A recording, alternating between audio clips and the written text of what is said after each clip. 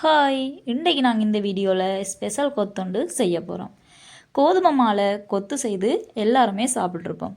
ஆனால் இன்றைக்கு இந்த பிலா சுளையை வச்சு தான் ஒரு கொத்தொண்டு செய்ய போகிறோம். வாங்க எப்படி செய்கிறன்றதை பார்ப்போம்.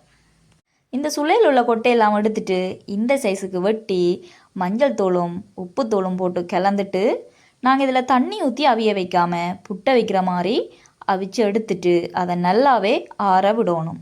ஓகே, நாங்கள் கொத்து செய்ய போகிற இந்த சட்டியில் தேங்காய் ஊற்றி வெட்டி வச்சுருந்த பெரிய வெங்காயமும் வெட்டி வச்சுருந்த உள்ளிப்பூடையும் அதில் போடுவோம். வெட்டி வச்சுருந்த செத்தல் மிளகாய், ரம்பை, கருவேப்பமிலையும் அதில் போட்டு நல்லாவே ஒருக்கா கிண்டுவோம். கொஞ்சம் வதங்க மட்டும் நாங்கள் அதை கிண்டுவோம். இந்த பிலா சுளையில் இனிப்புத்தன்மை எப்போவுமே இருக்கும். அதால் நாங்கள் கேரட்டோ லீக்ஸோ இதில் சேர்க்கலை. இந்த கொத்து முட்டை கொத்து செய்கிறதால நாங்கள் இப்போ ஒரு முட்டையை இதில் சேர்த்து கொள்ளுவோம். உங்களோட தேவைக்கேற்றவாறு நீங்கள் முட்டையை சேர்த்து கொள்ளலாம். ஓகே, இந்த முட்டையை நாங்கள் நல்லாவே இந்த வெங்காயத்தோடு சேர்த்து அதை முறுக்கா கிண்டுவோம். எங்களோட சேனலை புதுசாக இப்போ தான் பார்க்குறீங்கன்னு சொன்னால் சப்ஸ்கிரைப் பண்ணுங்க. நாங்கள் அவிச்சு எடுத்த இந்த பிலாசுல இப்படி தான் இருந்தது. அதை நாங்கள் இதில் சேர்த்துட்டு எங்களுக்கு தேவையான அளவு உப்பையும் அதில் சேர்த்து நாங்கள் அதை மெதுவாக கிண்டுவோம்.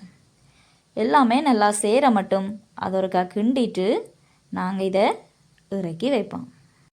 நான் செய்த இந்த பிலா கொத்து உண்மையிலேயே சொல்ல முடியாத ஒரு சுவையை தந்தது. நீங்கள் விரும்பினா இதில் சிக்கனை கூட சேர்த்து கொள்ளலாம்.